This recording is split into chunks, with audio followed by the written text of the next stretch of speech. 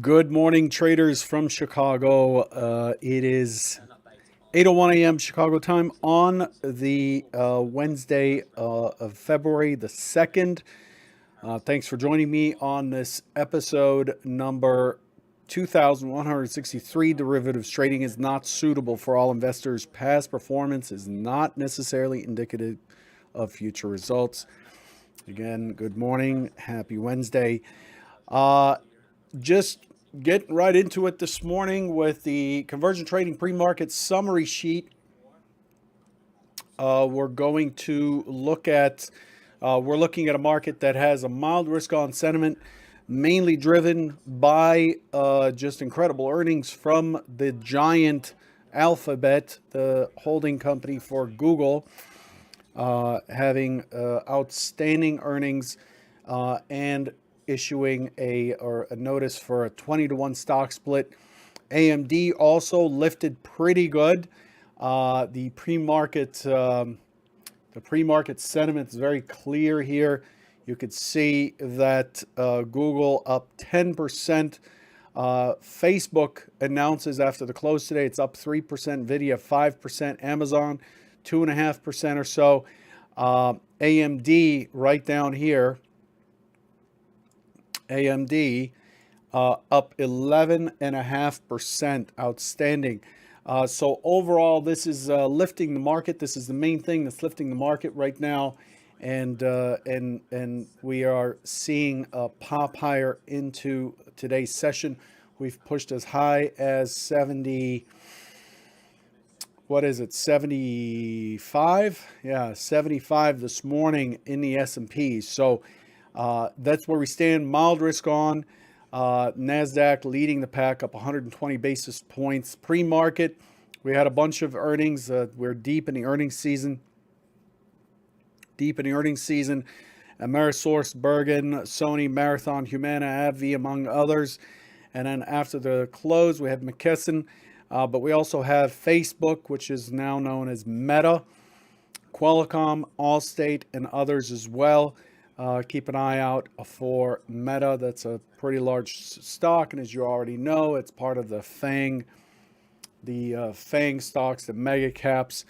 But really, what seems to have driven yesterday's pop is we bounced a lot yesterday. We executed scenario one. I'll show you that for a minute. We executed scenario one yesterday, but Fed's Bullard came out and said, and basically tempered this very, very hawkish stance that the Fed has taken. And it was speaking about the potential for not so many rate hikes and things like that. Just the market just took off from around the 45.15 area yesterday in the S&P and finished right near the high, settling at 45.35. Today we're looking for crude oil. We had ADP this morning. ADP, which again is a sort of a sneak peek at the unemployment number, which is this Friday, a very significant number for the markets and the Fed. ADP came in with a draw of 301,000 jobs, a reduction of 301,000 jobs. That is a 508,000 job miss for the month of January. The expectation, the consensus was 207. We got a negative 301,000. The market dropped a little bit on that announcement and has been kind of trading sideways. The NASDAQ now coming off, the NASDAQ falling below the overnight point of control at 15,200. Inflation rate out of the EU came in higher than expected, 5.1 versus 4.4. Market ignored that. Inflation rate out of Italy came in at 4.8 versus 3.8, which was a lot higher. Market ignored that. ADP, market ignored that as well. For the most part, we really had a bit of a flush and it just went sideways. The other piece that's on the news that's just in the feed are the comments from Russia's President Putin about how Russia's wishes are not being respected, but he did temper some of the rhetoric about, going to war over Ukraine and so on. A news event just came across that President Biden has authorized the deployment of 3,000 troops to bolster European allies in Russia-Ukraine crisis. So who knows what the story is? You can see the market responding to that, falling from 45.71 to about 45.61, and overall, it's a little bit murky. So today, the only thing we have on deck is crude oil inventories at 10:30. That's the key figure. Looking at the S&P, the S&P is in a multi-distribution profile. It's been relatively actively trading. 100% of the inventory is long. We've traded 100% of the volume overnight because we skipped higher on Goog on the release of Alphabet and AMD. We've basically not traded below settlement yesterday at all. So the inventory is 100% long, 184,000 contracts, which is lighter than what we've seen recently, and it's starting to move a little bit toward what is normal. And then the point of control, 45.75 in the S&P this morning. So that's where we stand. 33 points of range, which is pretty decent. It's above the common range. And so there's a fair amount of volatility remaining in the market. Let's take a look very, very briefly at what was expected yesterday. Yesterday was looking for a pullback to 80.78, basically a choppy open, as you can see here, very choppy open, and then a pullback to 80.78, and then a push to this 36.38 area, 36.38. I was expecting it to pull back. I expected a higher low, higher high, expected it to pull back to 45, 45.10, 45.15 yesterday on the close. Here's what actually took place in our review segment. Can I get a mic check, please? Is the sound coming in pretty good? So here's where we are. We open in a solidly sideways, choppy box. We come back in to test. Can't draw a straight line today. Come back into test right here. And then we continue lower. We end up pushing below that 80.78 area and deeper into the prior day's profile than expected. But overall, just completely sideways. Look at that. Just chop, churn, churn, churn, churn. A big box yesterday. Big zipper formation yesterday, which then triggered off a run starting at 45.15 and a quarter, I think is where the singles start. And we end up pushing to where? We end up pushing to almost that 45.40 area. The expectation, again, was 36.38. I did expect the market to sell off a little bit, to pull back to 15 where it took off from. Did not do that. Although look at that delta just getting hammered on the close. A lot of selling on the close, heavy selling on the close. Price did not follow. Price was very well bolstered. So let me bring in all the lines here to see the numbers. So you can see the low being at 74 versus 78 expected. That's where I expected support to be. And then it pushed into 41.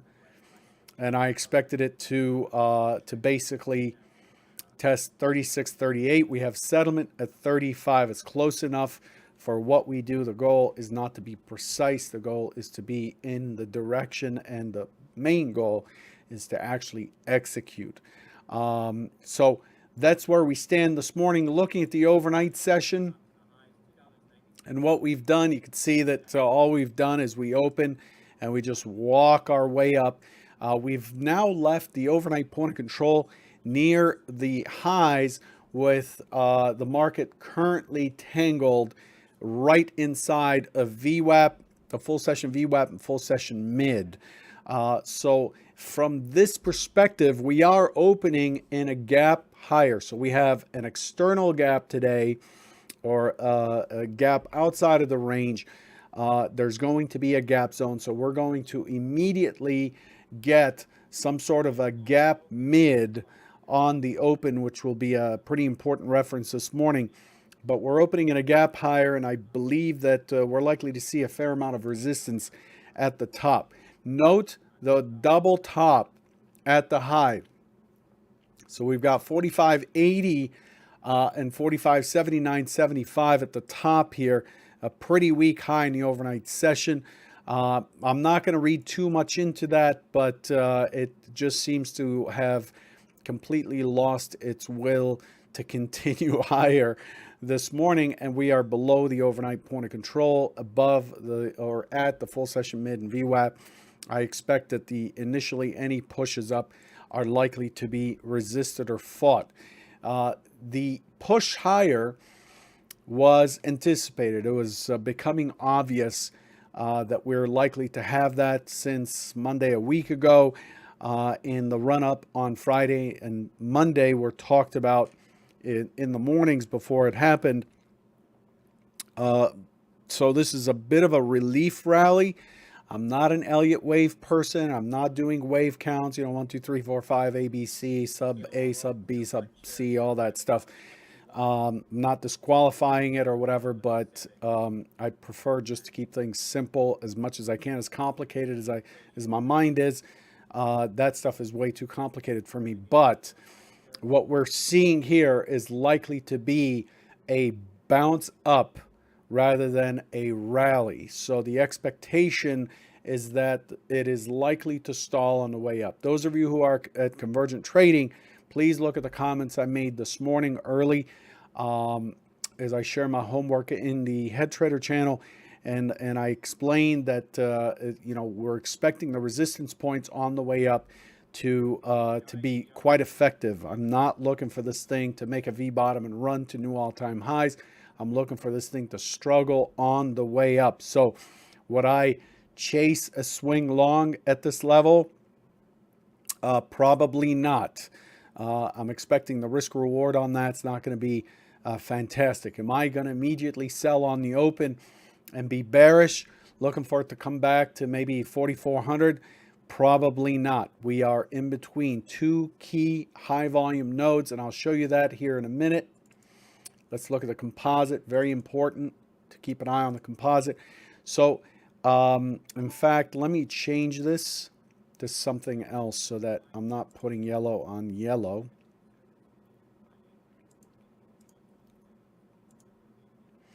So let's look at this profile. Actually, that color's really awful.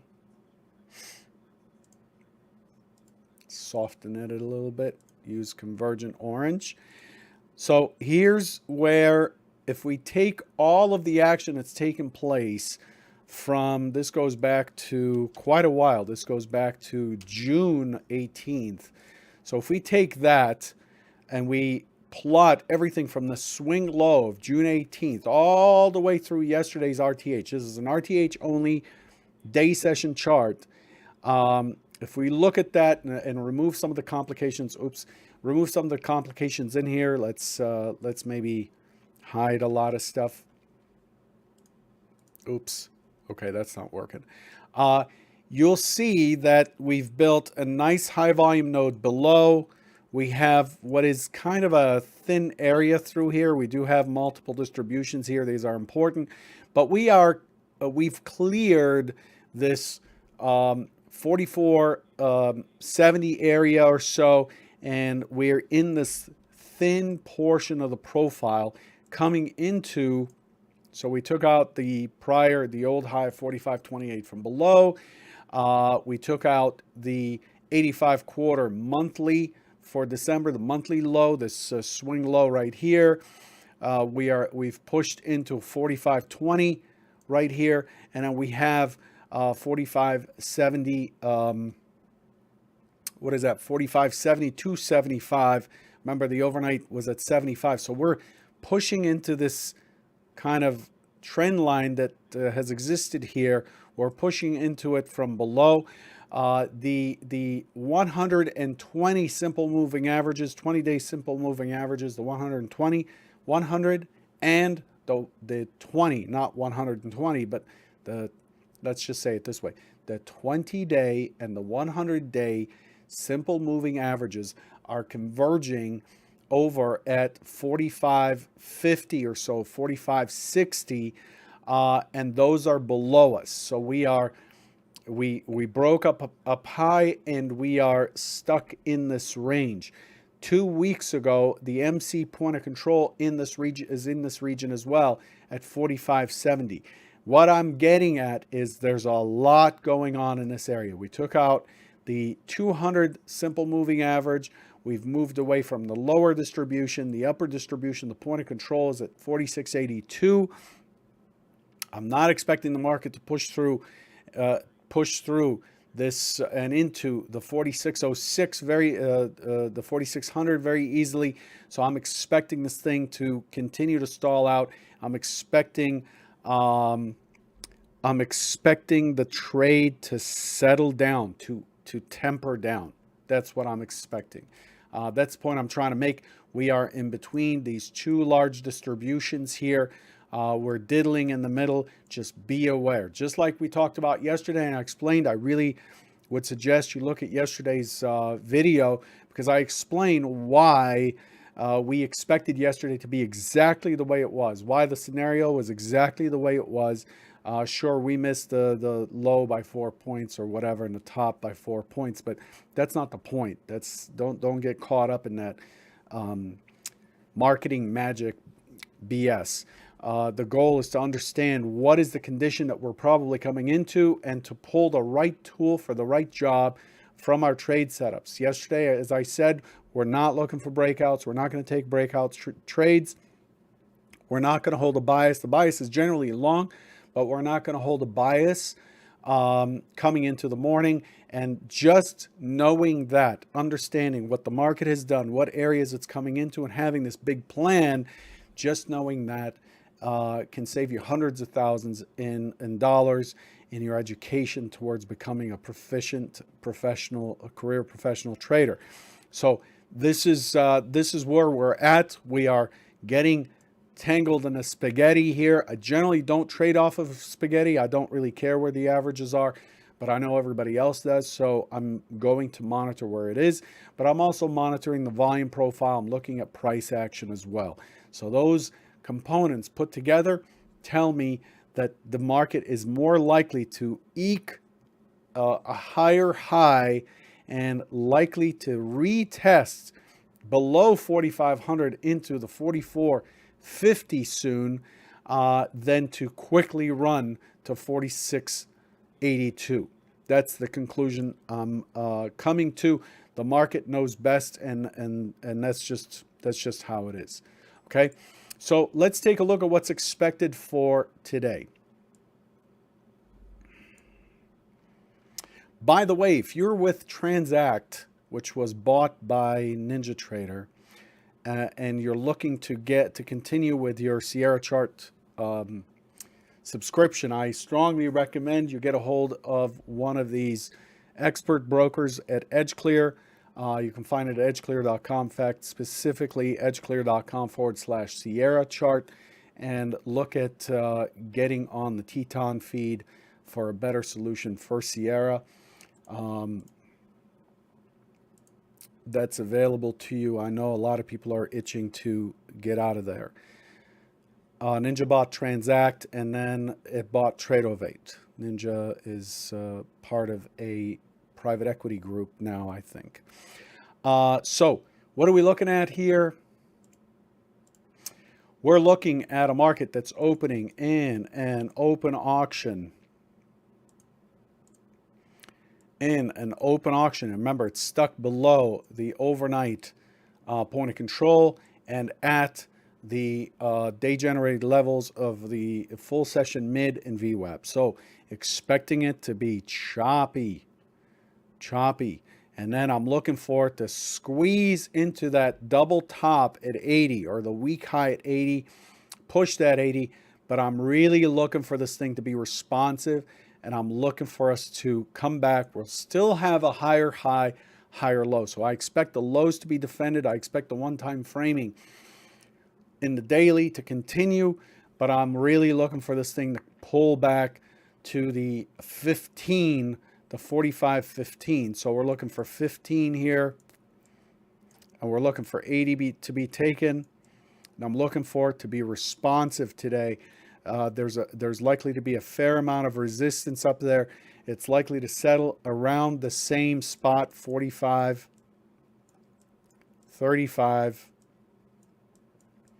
to 25 is the settlement for today, is where I'm expecting it. I'm expecting it to take a bit of a breather coming into today. That's the primary scenario. The secondary scenario is just simply a continuation of same old open auction, test down, look for a gap fill, a gap zone fill or whatever, give us an impulse higher, consolidate back at the open, and then squeeze. And in that situation, we're looking for 46.10 up here, 46.10 to give us a test and hold steady. And basically we end up with the same kind of day that we had yesterday, except we're opening in a gap today. So the market's a little bit out of balance as a result of Google and AMD's earnings and this other news, Ballard and so on and so forth. But it's likely to digest and go sideways from there.